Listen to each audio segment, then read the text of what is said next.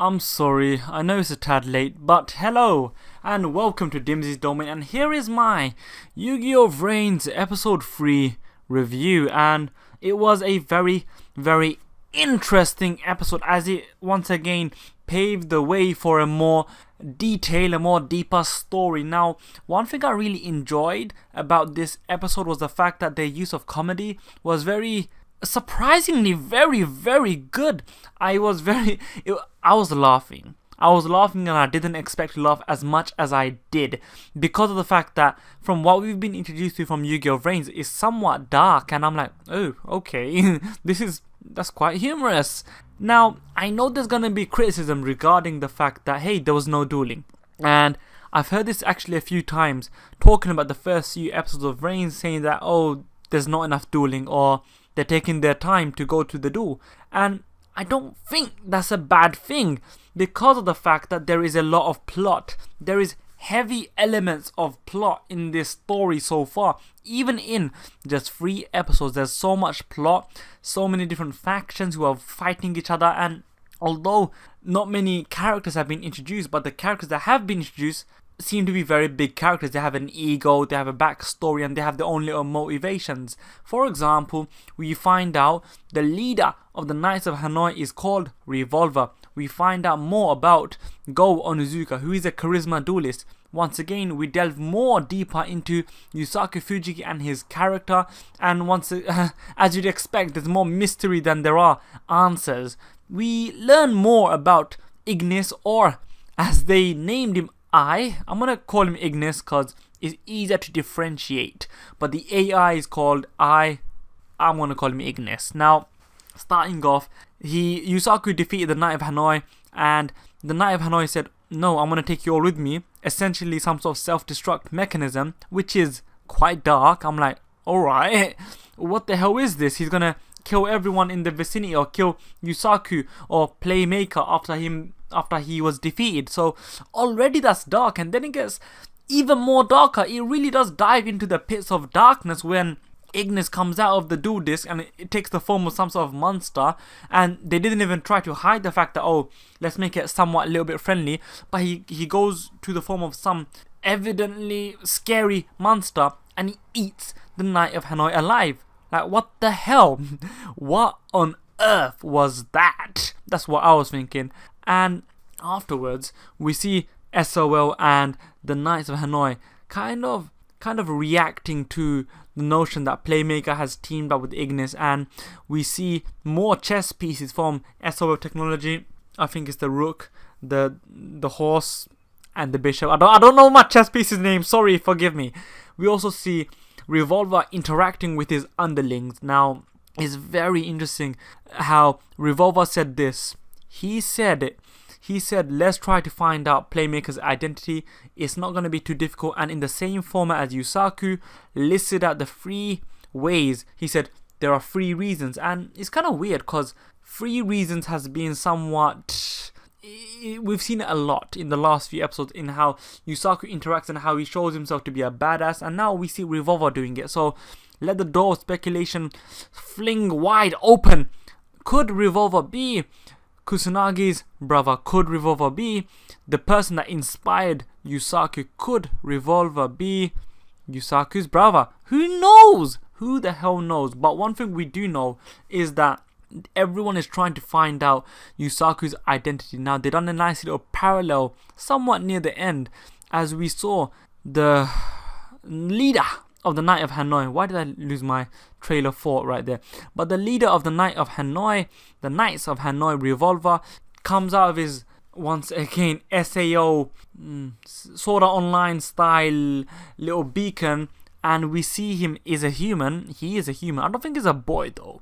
And he has some sort of motivation regarding his father. That's the reason why he's doing what he's doing. It's because it's for his dad. Now, Yusaku and Kusunagi are trying to decipher Ignis. Now, in their attempt to decipher Ignis, they name him I. And secondly, one thing that was really cool was Decode Talker was materializing into a card just from its cybernetic potential, and that's it was very cool to see, and also seeing the shock and the surprise of Yusaku and Kusanagi makes it seem like, okay, the Cyverse is very, very interesting. Now, the Cyverse archetype, which are the monsters who fall under that type, are seeming to be very special, and very few people only possess them, according to Revovler, when he did say that, okay, we're gonna find out who Playmaker is anyway, because of the fact that, hey, only a certain amount of people contain possess the Cyverse archetype. For some reason, this person hates the Knights of Hanoi, and thirdly, he's gonna come seek us out anyway. Now, during their attempts to decipher Ignis was protesting, and they seem to access somewhat broken memories of Ignis, and they see what we saw from the first scene of Yugioh VRAINS, where the Cyverse is being destroyed, and we see Revovler.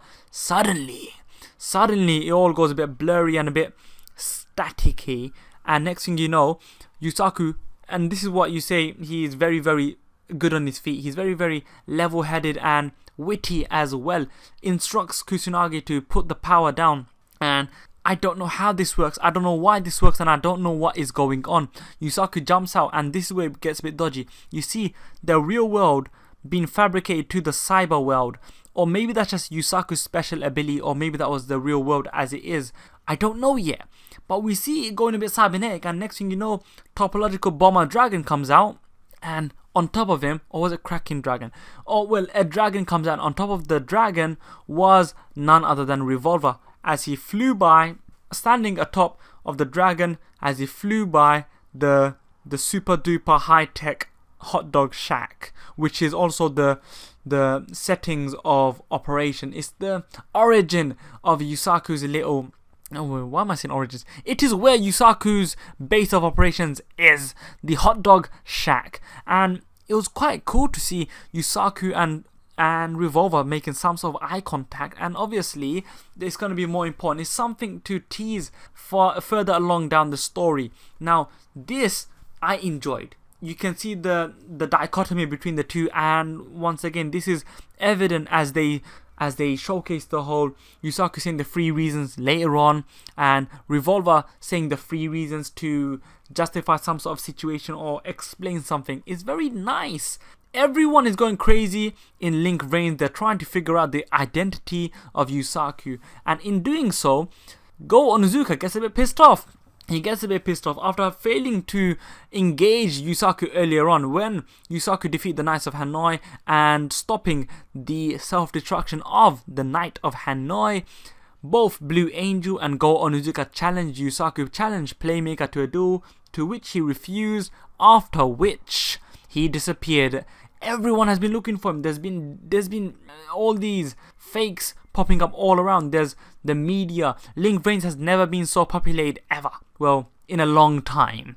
And they're trying to find out who he is. So in order to get him out, Akira Zaizen, who is the head of SO Technology, approaches Go Onizuka in his little dojo. No, not dojo. In his little wrestling ring. To which he offers him a deal and says, listen, you know what, SO Technology will be your main sponsor, you'll get everything you need, here's a little D-board, just eliminate Playmaker and give us the AI. And I'm saying and a lot, aren't I initially thought that Go Onizuka's gonna accept. I'm like, oh man, he's gonna be a little mercenary for hire, isn't he? To which he surprisingly didn't. He refused, and he said, and he showcased his principles. He said, no, I don't take orders from anyone, which was very nice to see. Once again, another layer, another facet on Go Onizuka's character, which can only be good. We saw nothing of Blue Angel this episode, which was a shame. We saw a new character, and that was Emma, who seems to be some sort of mercenary or assassin or private investigator. She's somewhat of a spy, and that goes with her little avatar. As we know in Link VRAINS, she is a ninja, so the way that she interacted with Akira Zaizen was somewhat cool. It was quite cool actually. Who am I to be silly? It was very, very cool. She was in her little motorcycle, he was in his car, his limousine, whatever you have it, and they interacted like that. Very covert, and once again, short, sweet, and very, very cool. I like this episode. I really did like this episode. Now, the way that they're trying to bring out Yusaku is once again another attack from the Knights of Hanoi, and a nice little backstory regarding what we believe to be the origins of the naming scheme for the Knights of Hanoi, the origins of the organization name for the Knights of Hanoi. As we know that Hanoi, the Towers of Hanoi, was a game created by Eduardo, some French guy who invented I don't know. I'm not gonna say nothing. I'm not too sure. I'm not sure my history, but some Eduardo guy who made a game called the Games or Towers of Hanoi, and thus you'd assume that this is where what's caused the naming for the Knights of Hanoi. Now, a very plot-heavy episode, a very comedic episode, a very dark episode. Do you see what happened? They blended all of those together to make an effective, a very good, and in my opinion, a very enjoyable episode. Although I can understand that the lack of dueling was piss taking. However, speed dueling is still a mystery, so why don't they keep the mystery, the intrigue, for as long as possible? Although it is similar to, it is pretty much the Duel Links format that we've been introduced to from the mobile game. But that aside, let them maintain the mystery, let them actually build up these characters, because hopefully by building up these characters, we won't be let down in the future. So overall, yeah, I'll give it a 7 out of 10 this episode. It wasn't the best. Episode 2 was better. Episode 1 was better. This was the worst performing episode from the first 3. However, the first 2 were phenomenal in my opinion. I think the first one was a solid 8.5 or maybe a 9 even, and the second one was a 9.5 out of 10. This is a 7. But I'm not being biased. I'm not being, I'm not causing my love for Yu-Gi-Oh to hinder my opinions. As you guys know from my Dragon Ball reviews and my thoughts on Dragon Ball, although I love it, I will be critical when needed. So with that being said, comment your thoughts. How did you enjoy the episode? And like, share and subscribe. Would you do this? It's very interesting. It's very mysterious. Hello, and let's exit Yu-Gi-Oh VRAINS. Into the VRAINS? No, exit the VRAINS.